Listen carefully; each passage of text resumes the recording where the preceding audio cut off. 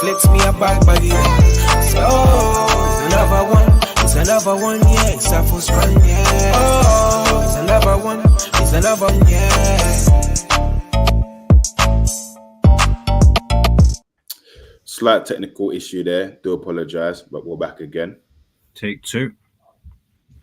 Take two. You saying? So we left off at Eubank Jr., I believe. Eubank, yes, Eubank Jr. Yes. And you know that so the option to, well, some said that he's ducking Shiraz, and I mentioned that, well, financially it doesn't really make sense to him. Do you know what I mean? Unless he's got a world title. He's got other options. I said that I would like to see him fight the likes of Jermell Charlo, but then Jermell Charlo, he last time he fought was Canelo. Was that last year? Yeah, it was. Yeah.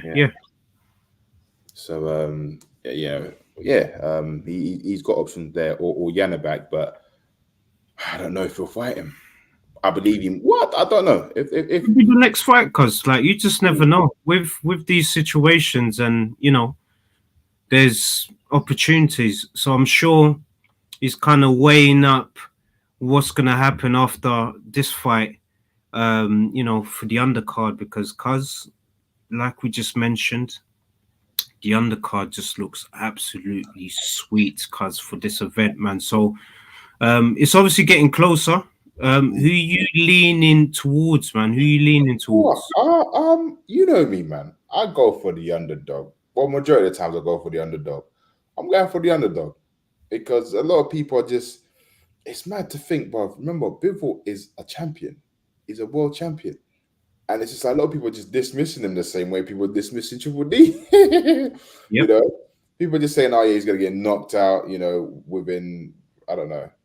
Round 6 or 8, you know, it ain't gonna go to distance, etc.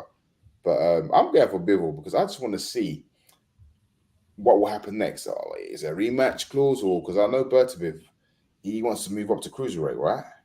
Yeah, definitely. I think that's the next move. It'll be interesting, yeah, to see Bertabiv fight Usyk at catchweight. You know, they fought each other at the Olympics as well, so that would be an interesting one. But I don't know if Usyk's going to be around, you know, especially after that fight he has. Like, is he going to stick around a bit longer, or could it be a situation where he can just go off, do what he needs to do? He's got nothing left to prove. You know, he's become undisputed at heavyweight, undisputed at cruiserweight, undefeated. He can do an Andre Ward, man. Leave the sport undefeated. You know, nothing to prove.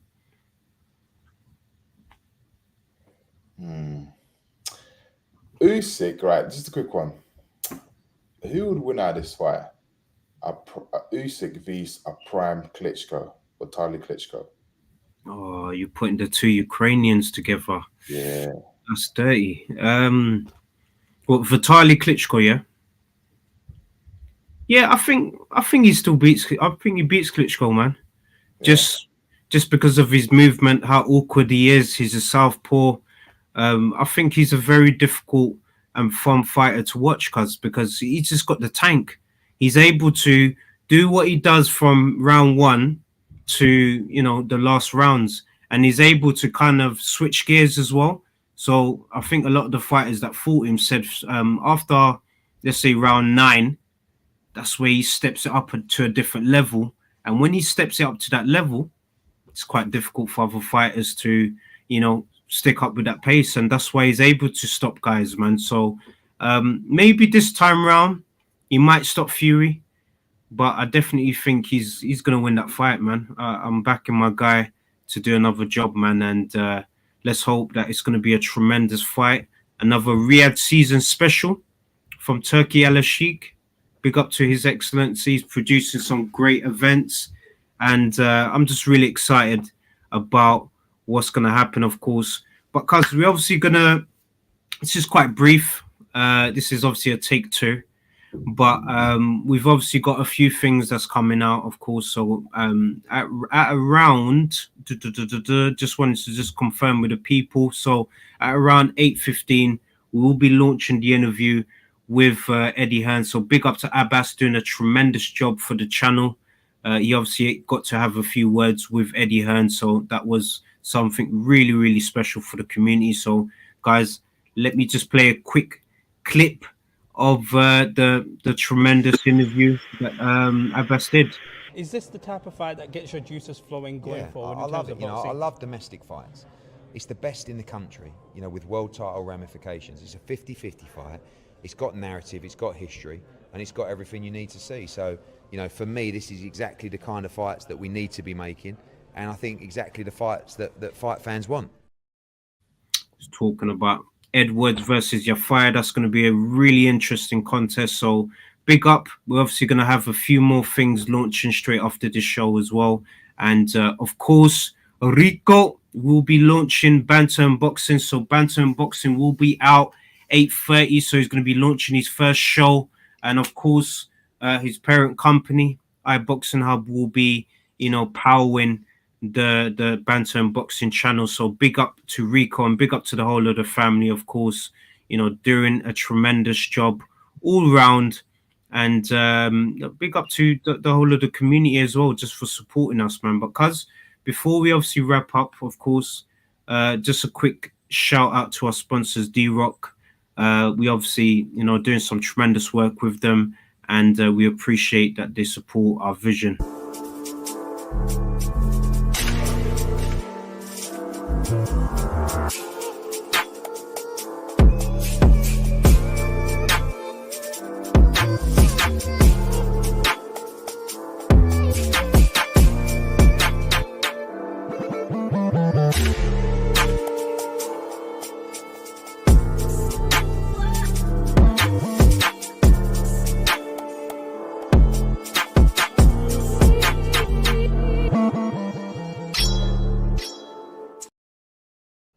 Obviously, big up to D-Rock, iBoxingHub 24 for 40% off everything. So if you like what I'm wearing or anything that you saw in the video, just head over to the description, D-Rock, and utilize the discount code. But cuz it's obviously Black History Month, so big up to the whole of the people, of course. Before we obviously wrap up, let's talk about a legend in your eyes, you know, that we could, you know, celebrate, especially for a month like this, man. I'm gonna say I am Mike Tyson for me. I am Mike. Month, but yeah, I say I am Mike Tyson. And now, do you know what? There's two. I say I am Mike Tyson and Lennox Lewis. Yeah, Lennox Lewis, man. And it's such a shame with them two that you can argue that he didn't really fight Mike Tyson in his optimal prime, man. Maybe a few years earlier, that fight would have been, you know, maybe more competitive, but it was still a big fight, man. And Mike Tyson and Alexander Holyfield, if they fought earlier, would the outcome be the same or would it be different? I think it would have been different, man, especially if Mike Tyson would have had like the influences around him, like, you know, some of the figures that were around him at the time, like Custom Model, you know, some of these figures that were very, very important to him. Yeah, no, big up to Mike Tyson, man. You know, he paved the way for a lot of these fighters. And when I look at someone like Tank, for example, I see a lot of like Mike Tyson in him, in the way he, you know, takes out his opponents, the way he, you know, goes about fights as well. So big up to Tank, man. I know Mike Tyson inspired him.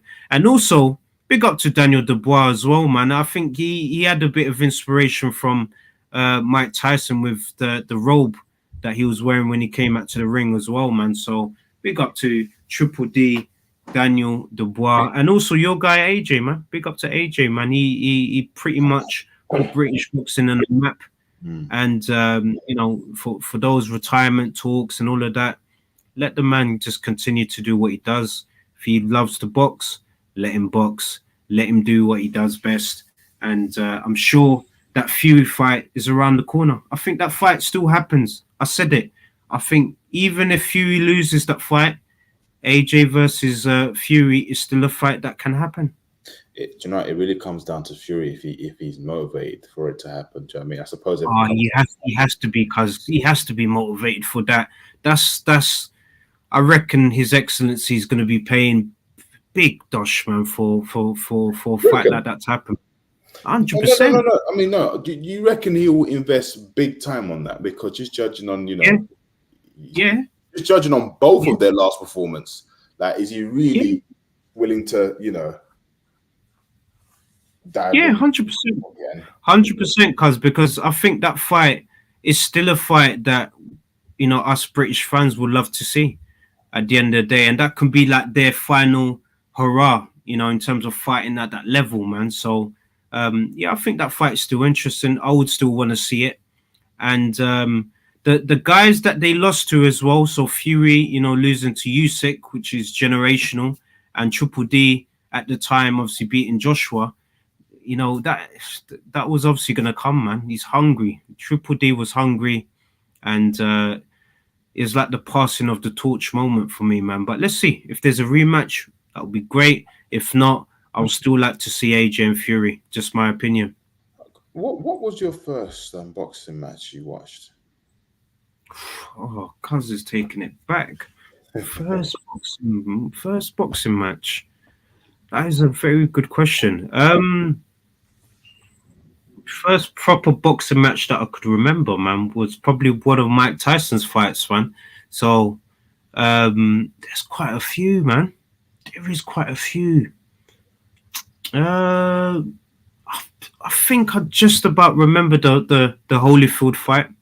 Just about remember it, especially the first one. Obviously, my mum, my family, they obviously ordered the fight. I remember just being a child and just being in the area, and you're just seeing Mike Tyson. So the fact that it's kind of generational what's been happening, because our parents used to do that, and now we're obviously continuing to do it, and then your next generation is gonna continue, hopefully, to love the sport like how we loved it, man. How about yourself, Cuz, man? What fight? First boxing fight I watched was Mike Tyson v Frank Bruno. I think it was 1996. I think. Ooh, yeah. The one where he came to the UK? No. It's the second fight. Oh, the second one, yeah. That was when I was like, oh my God, this guy, he's not on another level. No, I agree. No, 100% agree. From there, that's when I was a fan. I became his fan. I became Don King's fan as well. Don King, man, he brought Rumble in the Jungle back home to Congo as well. So history for people that might not know. Zaire, Congo hosted that major event. So let's bring another Rumble in the Jungle back to Congo. We need a number 2. That's what I was saying. But who would it be? There's only one guy that can host that, man. Oh yeah. Yes. Let's have Martin Bacoli. Bring whoever. Just bring someone there. Someone in the top 10. Even at Ajed Cabello, that would be a good fight. Someone in that top 10. I think it'll be interesting for sure. For sure. You've seen it. Our national stadium holds, over 70,000 people, man. So we're able to host a major event. We just need the opportunity, from the president and, from the resources around, so that, everyone gets paid good, and it helps the community as well. Hopefully we could, after an event like this, produce more, gyms in the area, more boxers, more coaches. So look, this is the plans for the future, of course, man. But Cuz, this is obviously take 2, but big up to you. Big up to, the whole of the community that's tuned in to take 2. Apologies for the technical issues, of course, but we've got a few launches, of course. So Rico will be launching Banter and Boxing once again. So guys, make sure you're tuned in to Banter and Boxing. And also Abbas's interview should be out right now as we speak. So straight after the show, tune into Abbas's interview with Eddie, and he just catches up with him briefly. But Cuz, I'm going to hand it over to yourself. Yes, guys. Thank you for your support. Keep tuning in. We've got many, many more things to come. Have a lovely, productive week, and we shall see you on Sunday. Peace and love. Peace and love. It's another bang. All the Mars and cars now, whichever get up. Light up my card with a sweet one, please. Someone flex me a bag, baggy.